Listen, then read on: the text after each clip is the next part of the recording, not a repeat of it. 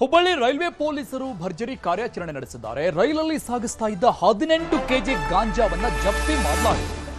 Hubballi railway ಪೊಲೀಸರ ಭರ್ಜರಿ ಕಾರ್ಯಾಚರಣೆ ಇದು. 18 ಕೆಜಿ ಗಾಂಜಾ ಜಪ್ತಿ ಮಾಡಿದ್ದಾರೆ.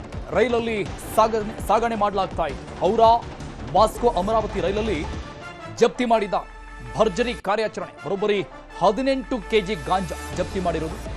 ಗಾಂಜಾ ಸಾಗಾಟದ ಖಚಿತ ಮಾಹಿತಿ ಮೇರೆಗೆ ಈ ದಾಳಿ ಮಾಡಲಾಗಿದೆ. ಜನರಲ್ ಬೋಗಿಯ ಶೌಚಾಲಯದ ಬಳಿ ಗಾಂಜಾ ಪತ್ತೆಯಾಗಿದೆ. ಯಾರಿಗೂ ಡೌಟ್ ಬರಬಾರದು ಅನ್ನುವಂಥ ರೀತಿಯಲ್ಲಿ ಅದನ್ನ ಸಾಗಣೆ ಮಾಡಲಾಗ್ತಾ ಇತ್ತು. ಹುಬ್ಬಳ್ಳಿ ರೈಲ್ವೆ ಪೊಲೀಸ್ ಠಾಣೆಯಲ್ಲಿ ಸಂಬಂಧಪಟ್ಟಂಗೆ ಪ್ರಕರಣ ದಾಖಲಾಗಿದೆ. ರೈಲಿನ ಮುಂದಿನ ಜನರಲ್ ಬೋಗಿಯ ಶೌಚಾಲಯದ ಹತ್ತಿರ ಟ್ರಾಲಿ ಬ್ಯಾಗ್ನಲ್ಲಿ ಗಾಂಜಾ ಪತ್ತೆಯಾಗಿದೆ.